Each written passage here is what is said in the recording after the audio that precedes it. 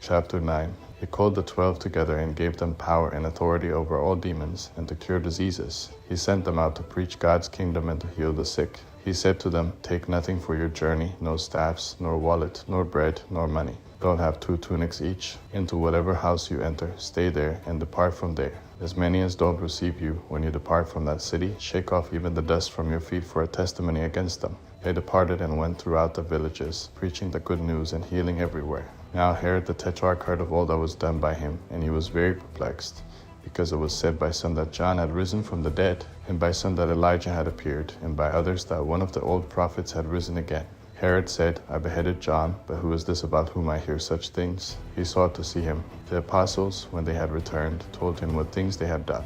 He took them and withdrew apart to a desert region of a city called Bethsaida. But the multitudes, perceiving it, followed him. He welcomed them, spoke to them of God's kingdom, and he cured those who needed healing. The day began to wear away, and the 12 came and said to him, "Send the multitude away, that they may go into the surrounding villages and farms and lodge and get food, for we are here in a deserted place." He said to them, "You give them something to eat." They said, "We have no more than 5 loaves and 2 fish, unless we should go and buy food for all these people." For they were about 5,000 men. He said to his disciples, "Make them sit down in groups of about 50 each." They did so, and made them all sit down. He took the 5 loaves and the 2 fish, and looking up to the sky, he blessed them, broke them, and gave them to the disciples to set before the multitude. They ate and were all filled. He gathered up 12 baskets of broken pieces that were left over. As he was praying alone, the disciples were near him, and he asked them, "Who do the multitude say that I am?" They answered, "John the Baptizer, but others say Elijah, and others that one of the old prophets has risen again."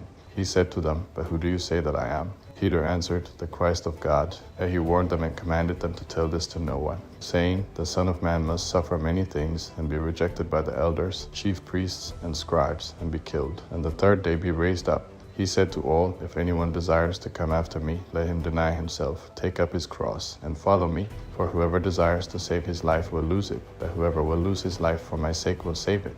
For what does it profit a man if he gains the whole world, and loses or forfeits his own self? For whoever will be ashamed of me and of my words, of him will the Son of Man be ashamed when he comes in his glory, and the glory of the Father and of the holy angels. But I tell you the truth, there are some of those who stand here who will in no way taste of death until they see God's kingdom." About 8 days after these sayings, he took with him Peter, John, and James, and went up onto the mountain to pray.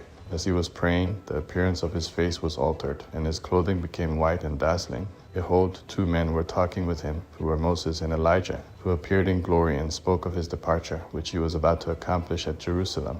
Now Peter and those who were with him were heavy with sleep, but when they were fully awake, they saw his glory, and the 2 men who stood with him. As they were parting from him, Peter said to Jesus, "Master, it is good for us to be here. Let's make 3 tents, one for you, one for Moses, and one for Elijah," not knowing what he said. While he said these things, a cloud came and overshadowed them, and they were afraid as they entered into the cloud. A voice came out of the cloud, saying, "This is my beloved Son. Listen to him." When the voice came, Jesus was found alone. They were silent and told no one in those days any of the things which they had seen. On the next day, when they had come down from the mountain, a great multitude met him. Behold, a man from the crowd called out, saying, "Teacher, I beg you to look at my son, for he is my only born child. Behold, a spirit takes him, he suddenly cries out, and it convulses him so that he foams, and it hardly departs from him, bruising him severely. I begged your disciples to cast it out, and they couldn't." Jesus answered, "Faithless and perverse generation, how long shall I be with you and bear with you? Bring your son here." While he was still coming, the demon threw him down and convulsed him violently. But Jesus rebuked the unclean spirit, healed the boy, and gave him back to his father. They were all astonished at the majesty of God. But while all were marveling at all the things which Jesus did, he said to his disciples, "Let these words sink into your ears, for the Son of Man will be delivered up into the hands of men." But they didn't understand this saying. It was concealed from them, that they should not perceive it, and they were afraid to ask him about this saying. An argument arose among them about which of them was the greatest. Jesus, perceiving the reasoning of their hearts, took a little child, and set him by his side, and said to them, "Whoever receives this little child in my name receives me. Whoever receives me receives him who sent me. For whoever is least among you all, this one will be great." John answered, "Master, we saw someone casting out demons in your name, and we forbade him, because he doesn't follow with us. Jesus said to him, Don't forbid him, for he who is not against us is for us. It came to pass, when the days were near that he should be taken up, he intently set his face to go to Jerusalem, and sent messengers before his face. He went and entered into a village of the Samaritans, so as to prepare for him. They didn't receive him, because he was traveling with his face set toward Jerusalem. When his disciples, James and John, saw this, they said, Lord, do you want us to command fire to come down from the sky and destroy them, just as Elijah did? Yet he turned and rebuked them. You don't know of what kind of spirit you are. For the Son of Man didn't come to destroy men's lives, but to save them.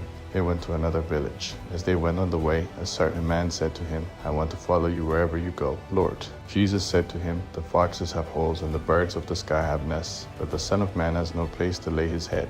He said to another, Follow me. That he said, Lord, allow me first to go and bury my father. But Jesus said to him, Leave the dead to bury their own dead, but you go and announce God's kingdom. Another also said, I want to follow you, Lord, but first allow me to say goodbye to those who are at my house. But Jesus said to him, No one, having put his hand to the plow and looking back, is fit for God's kingdom.